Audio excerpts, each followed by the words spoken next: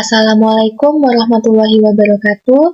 Perkenalkan, nama saya Devi Putri Yuliani, NPM 18110600075. Saya merupakan anggota PPL 2021 UIN Raden Intan Lampung, kelompok 108 dengan DPL Ibu Happy Komike MPD, dan penempatan sekolah di SMA Persada Bandar Lampung. Kali ini, saya akan membahas materi biologi yang berjudul tentang virus. Nah, pada kelas 10 awal, kita sudah belajar tentang cabang-cabang ilmu biologi. Salah satunya yaitu ada cabang ilmu biologi yang dinamakan dengan virologi. Dari namanya saja, pasti kita sudah paham bahwa virologi ini adalah cabang ilmu biologi yang membahas mengenai virus. Kali ini kita akan mengenal apa itu virus, tetapi sebelum kita membahas tentang struktur dan reproduksinya, kita akan membahas terlebih dahulu mengenai sejarahnya. Nah, pada awalnya, virus ini ditemukan oleh penemu yang bernama Adolf Meyer. Nah, Adolf Meyer ini menemukan pada tumbuhan tembakau terdapat bercak-bercak dan dinamakan dengan penyakit mozaik.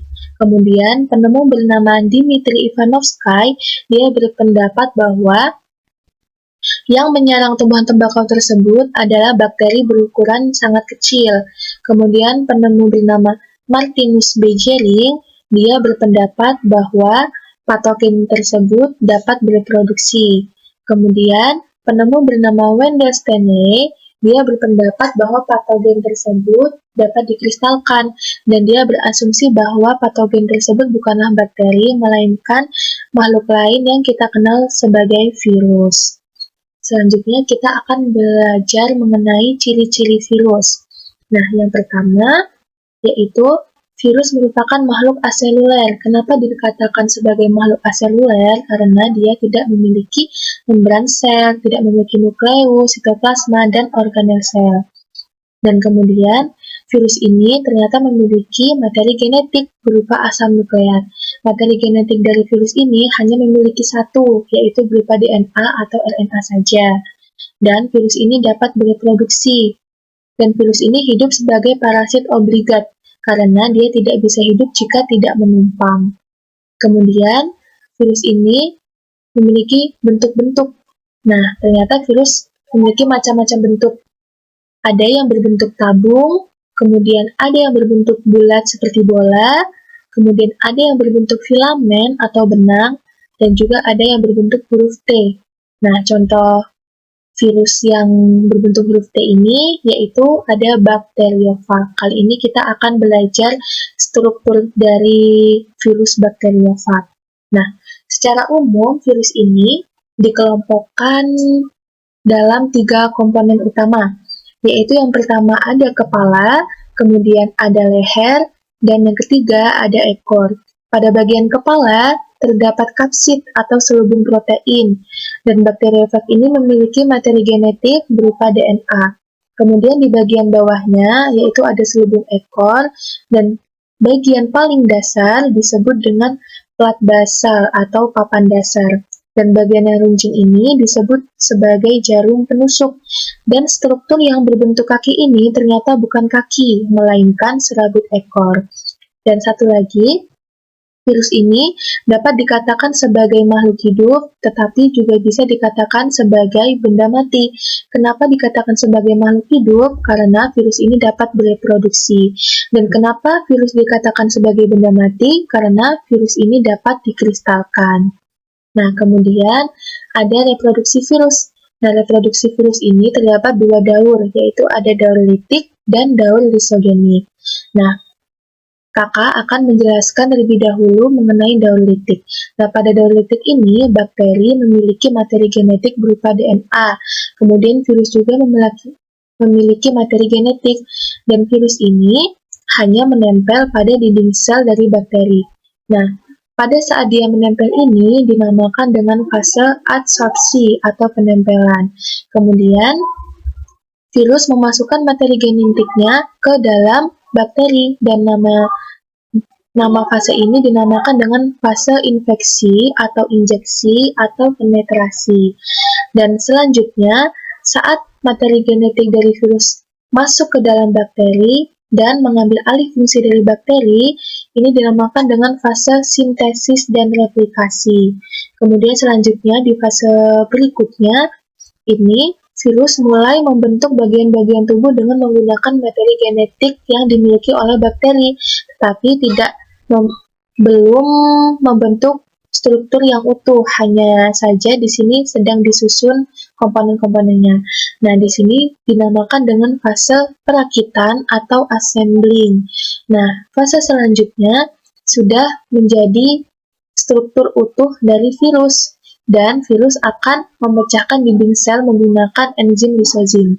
Nah, karena dinding sel dari lisozim ini pecah, maka fase ini dinamakan dengan fase lisis atau litik atau pecah. Nah, kemudian kita akan membahas mengenai daur lisogeniknya. Sebenarnya, daur litik dengan daur lisogenik ini masih sama.